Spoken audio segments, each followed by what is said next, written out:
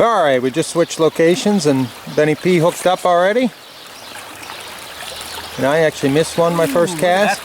That's a good brown there. Threw a caddis on. I know caddis works good. We switched locations. We're going to hit hopefully 3 to 4 streams today and catch fish out of all of them. And one of the flies that have worked well for me, what do you call the caddis, Mike? The Real Deal Caddis Meal. It is our Real Deal Caddis Meal. We'll be coming out with that fly for sure. It's been a killer caddis pattern. Yes sir, that is a good fish.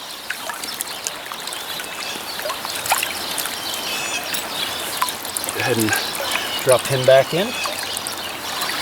Hey everybody, it's Benny P with Lively Legz Fly Fishing, and I'm back with another fly tying video this week. And this week's video is going to be on a great little fly that we've had a lot of success here in our home state of Pennsylvania. And that fly is a fly that we call the Real Deal Caddis Meal. Let me tell you what, this bugger is absolutely dynamite on the water. So before I show you this fly being tied, I'm going to go ahead and I'm going to run from head to toe through the materials that we use to tie this fly, and all these materials are available at livelylegz.com, so let's check them out. First material that we're going to look at is our down and dirty tungsten bead, and this is our newest killer out, and this is our black nickel. Very beautiful looking bead. We had to introduce them because just so many people wanted them, so we're glad to have them available now. Working down the fly, I guess it's going to be what you consider a thorax or a little hot spot behind the bead, you know, a little cover spot, and that is going to be the hare's ears plus dubbing in black. Working our way down, our body is going to be, and I love this right here. I mean, we sell 2 really great dubbings. We sell the Nature Spirit snowshoe rabbit foot dubbing, and we also sell a ton of the hairline dubbing. But for this fly right here, this has been my dubbing right here, and this is the Nature Spirit snowshoe rabbit foot dubbing, and this is in caddis green, and this has been a killer that has worked the best for me.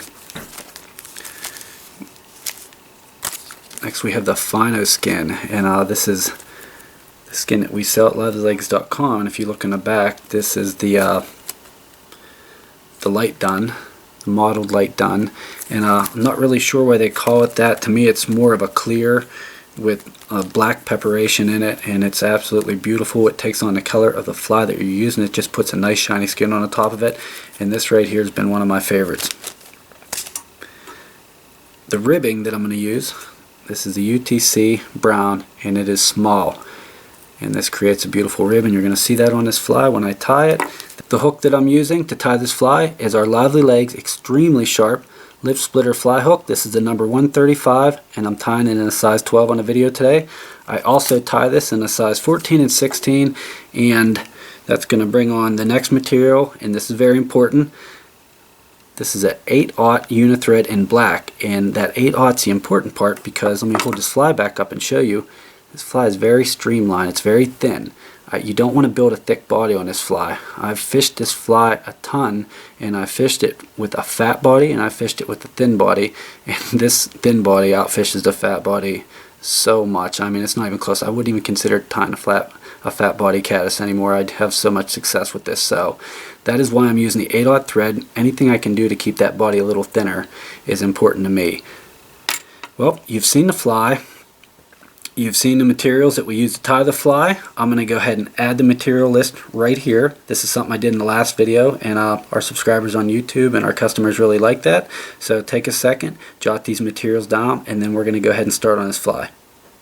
I will tell you while you're jotting these materials down, I have to give credit to Iron Mike Saxon for the name, the Real Deal Caddis Meal. I don't know if you grew up watching boxing. As a kid I watched boxing quite a bit, and we had a fighter called the Real Deal Holyfield. I mean, and he was the real deal. So this fly right here, I can't say it's named after the Real Deal Holyfield, but every time I tie this fly I think of Evander Holyfield, and you know, the great memories he gave me as a kid watching boxing with Riddick Bowe and Iron Mike Tyson and Holyfield and Lennox Lewis and all the great heavyweights of that era. So the Real Deal Holyfield, I hope we're doing your name justice right here with this fly.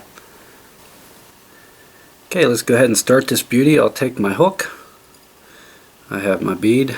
And the cool thing is, when it's a barbless hook, you don't even have to worry about pinching the barb. We're going to go ahead and place that in the vise, and we're going to thread the hook. And as I'm threading the hook, I am going to build behind my bead to keep my bead in place. Build the body up back there. And that's good. And I'm going to now work my way, threading the hook the whole way down the fly.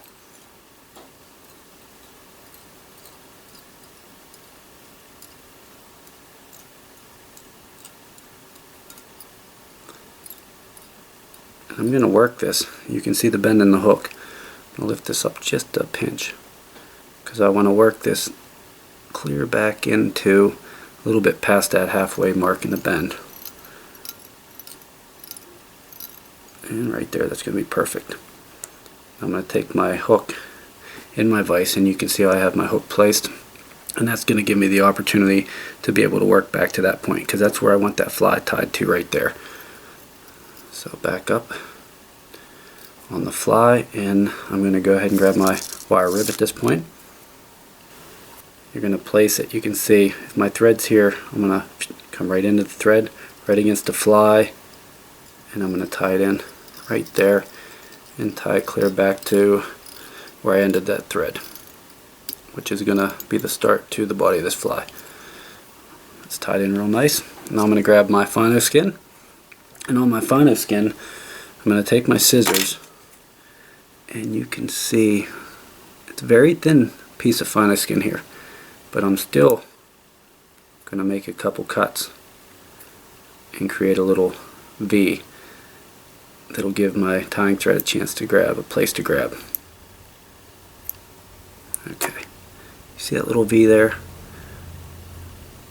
I'm going to come down close to my ending point, and that's where I'm going to tie that little V in, making sure that that's right on top of the hook. And I'm going to work that back. And you can lift it up, and you can take a look. And that right there is perfect. Come back forward. Now I'm ready to, let me go ahead and put this phyno skin, lock it in right here.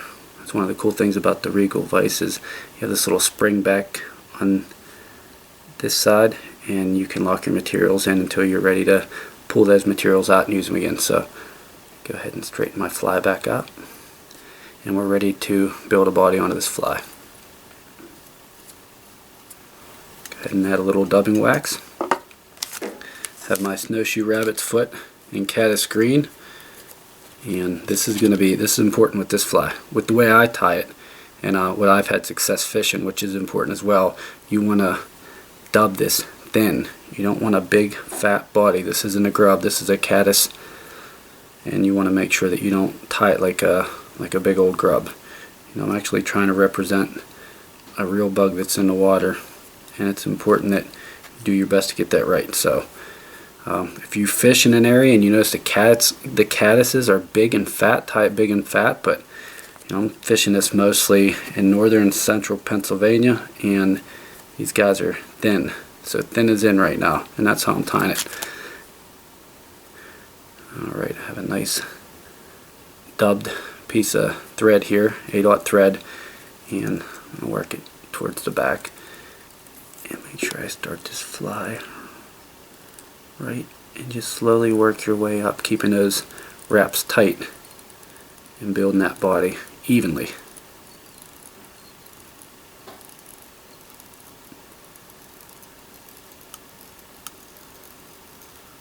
Look how beautiful that looks. Look at that, perfect. I have just a small little gap between the bead and that yarn, or that dubbing, and that's where I wanted it. You want that because you're gonna put a little small dub piece with the black dubbing right here, and you want to give yourself a little room to do that. You don't want to crunch everything up. Also, you need to tie off your phyno skin and your wire rib, and it gives you a little room to do that. And then you're going to cover all that up with some hare's ears plus black. But let me go ahead and grab my phyno skin, and you want to place it. You pull it too tight, it's going to want to roll this way or that way on the fly. So you're gonna depend on your wire rib to hold this down nicely. So pull it not too tight, but tight enough to where you can keep it on the top, and lock it in there with 3 wraps. couple in front, a couple behind, another one over the top, and cut that off. And I have that pretty well right on the top. Next, you're going to take your wire rib, and what's going to hold down that phino skin is your wire rib. So when you start this, take your time and make sure that that phino skin's right on top, and as you go, you may have to, with your finger, move that phino skin just a little bit, just to keep it right where it needs to be. Okay, this is working out good. I'm not moving it at all. It's staying right on the top. And there we go. We're going to go ahead and tie that down. 3 or 4 wraps over the top, a couple this way, a couple more over the top, and you can go ahead and break that off. Alright, the body's on there. We have our phino skin over the top of the body. Our ribbing looks beautiful, nice even ribbing. So we're going to go ahead and finish this fly off with the hare's ears plus dubbing for our collar right behind the bead. Once again, a little bit of dubbing wax, and this just takes a mere pinch. The cool thing about this dubbing is this is the natural hare's ears, and this is mixed with an antron. So there's some flash in it, you can see, but it's not overly flashed, and we use this for a lot of flies. Give it a nice little spot right here behind the head with that, and that looks beautiful. We're going to go ahead and whip finish this off with a 4-turn whip finish. 1, 2, 3, 4. Bring it down. I always put my fingernail here. I pull down on my thread. At that time it snapped, and I usually cut it off right there, but it snapped, and that looks beautiful.